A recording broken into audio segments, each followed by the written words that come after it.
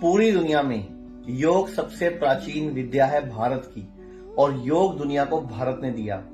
यम, नियम, आसन, प्राणायाम, प्रत्याहार, ध्यान, धारणा और समाधि, ये अष्टांग योग है। 8 योग की 8 ब्रांचेस हैं।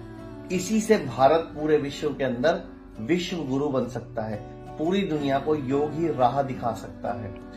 भारत पूरी दुनिया का सबसे प्राचीन, सबसे ज्यादा पुरानी सभ्यता वाला देश है, जहां से सभ्यता का उदय हुआ है और अवतार भी भारत में हुआ है। तो कहने का मतलब है ये योग ही है जो पूरे विश्व को राह दिखा सकता है, पूरे दुनिया में स्वास्थ्य की क्रांति ला सकता है। अगर योग और आयुर्वेद मिल जाएं और पूरी दुनिया में इसका सिक्का चल जाए तो भारत योग की वजह से ही विश्व गुरु बन सकता है। जो हम योगा को समझते हैं वो हम समझते हैं, जो हम पोजेस को देखते हैं, एक्सरसाइजेस को देखते हैं, वो सिर्फ पोस्चरल मेडिसिन है, पोस्चरल थेरेपी है, योगा का एक पार्ट है। लेकिन एक्चुअल योग क्या है?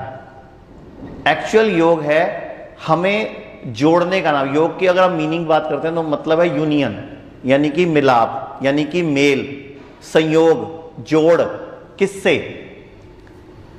हमारे मन, बुद्धि, चित्त, अहंकार और सृष्टि, परमात्मा से। तो एक्चुअल योग सब चीजों से जोड़ने का नाम है। और जो योग से जुड़ जाता है ना, वो उसके जीवन में पूरा का पूरा बदलाव आ जाता है।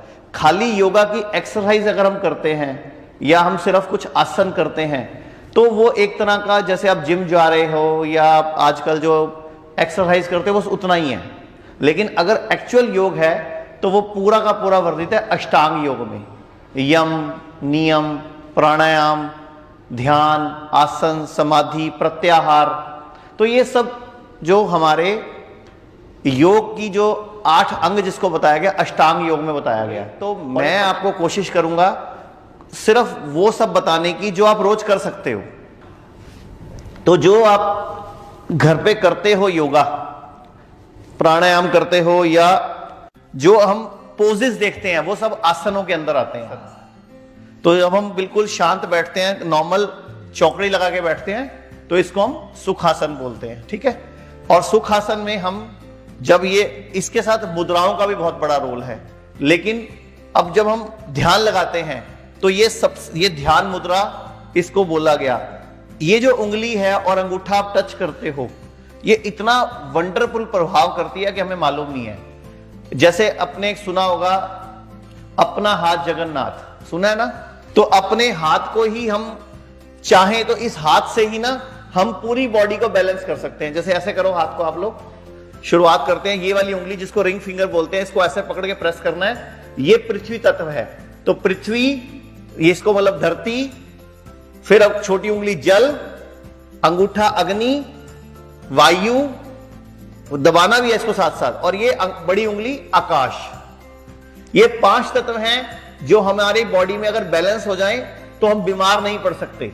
और इनको बैलेंस करने का सबसे बड़ा सूत्र इन 5 उंगलियों में ही है। तो एक बार कर लेते हैं प्रैक्टिस, फटाफट शुरू करते हैं। धरती, जल, आप मेरे साथ बोल भी सकते हो तो आपको याद भी हो जाएगा।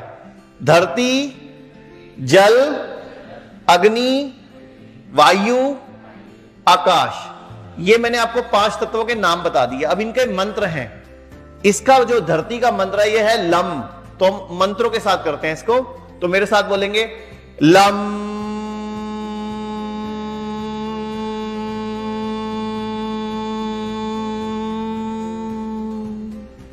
फिर आगे है, क्या था? जल। इसका क्या है? वम। वम।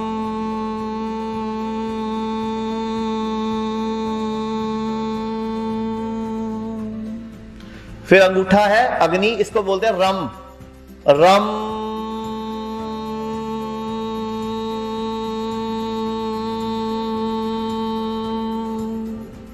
फिर ये आई हमारी कौन सी उंगली? वायु। ये है यम, इसको हार्ट चक्र भी बोलते हैं। तो यम।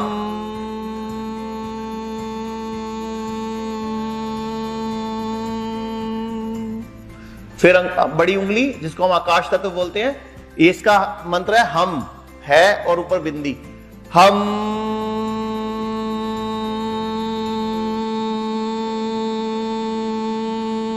ये जो आपने पहली उंगली दबाई थी, जिसको धरती हमने बोला, ये मूलाधार चक्र का मंत्र है। ये रीढ़ की हड्डी के बिल्कुल नीचे स्थित होता है। मैं आपको 2 ऐसी क्रियाएं सिखा रहा हूं, कुछ नहीं कर सकोगे ना, सिर्फ वही कर लेना तो भी गाड़ी चल जाएगी।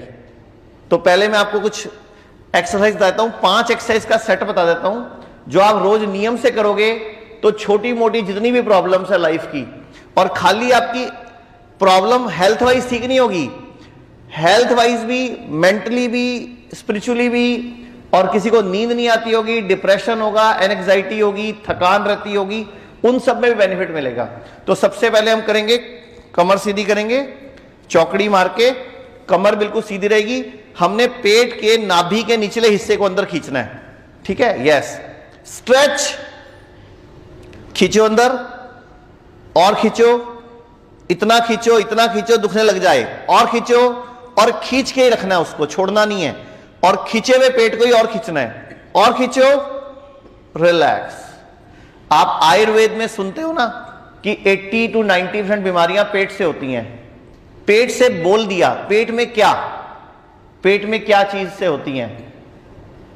नाभि इंबैलेंस, जिसको आप धरण पड़ना बोलते हो, या आंतों के अंदर मल चिपक जाना, या आंतों में इंफेक्शन हो जाना। तो ये हमें पेट को सेट कर लिया तो लगभग 80 to 90% प्रॉब्लम सॉल्व हो जाएगी।